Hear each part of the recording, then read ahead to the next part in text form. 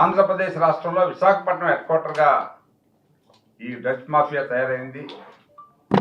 So ఈ మధ్యనే మీరు అందరూ చూశారు, విశాఖపట్నంలో 25,000 కేజీలు 16వ తారీఖున పట్టుబడితే అది 25వ తారీఖు వరకు కూడా సిబిఐ అధికారులు రైడ్ చేద్దామంటే కనీసం వాళ్ళకి అవకాశం ఇవ్వకుండా లోకల్ పోలీసు వారిని అడ్డుకొని ఈ మాఫియా తాలూకా తతంగాన్ని మాయ చేయడానికి ఈ ప్రభుత్వం పెద్దలు ప్రయత్నం చేశారనేది మీ అందరికీ తెలుసు.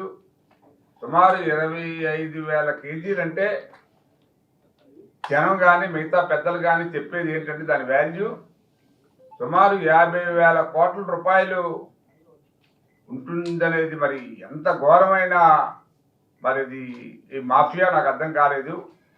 బ్రెజిల్ నుంచి ఇక్కడ కంటైనర్లో రావడం అంటే మరి ఎట్లా తీసుకొచ్చారో ఎవరికి కూడా అర్థం కాని పరిస్థితి.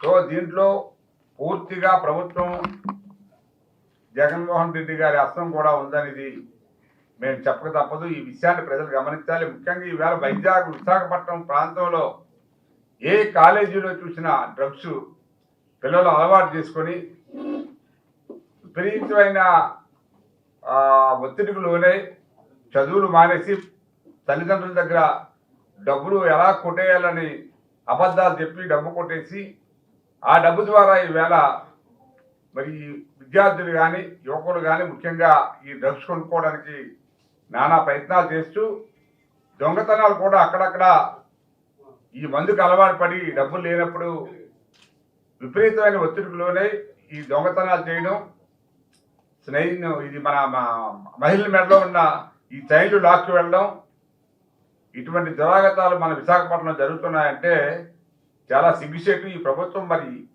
ఈ విశాఖపట్నాన్ని పెద్ద రాజధాని చేస్తామని చెప్పి పెట్టిన పెద్దలు మరి వాళ్ళకి సిగ్గు ఎగ్గు ఏమి లేకుండా ఈవేళ విశాఖపట్నాన్ని సర్వనాశనం చేస్తూ ఉన్నారు.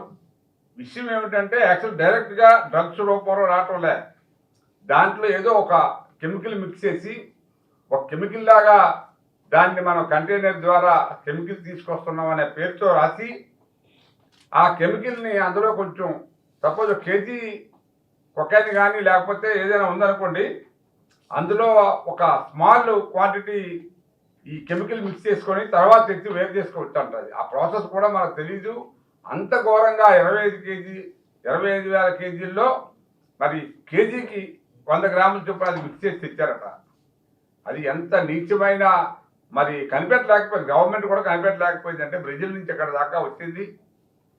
మరి బ్రెజిల్ నుంచి వచ్చిన కంటైనర్నే మనం స్ట్రైట్గా వచ్చిందాన్నే మనం పట్టుకోలేకపోతే ఇక మామూలుగా జొడ్డిదారుల్లో వచ్చిన ఎన్నో గంజాయి, కొకైన్, మిగతా చాలా ఉన్నాయి, హెరాయిన్.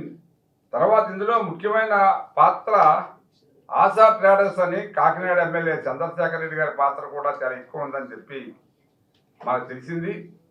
అది కూడా ప్రభుత్వం సిబిఐ ఎంక్వైరీ చేయాలి, వీళ్ళందరి మీద కూడా చర్యలు తీసుకోవాలని చెప్పి మీ ద్వారా కోరుతున్నా.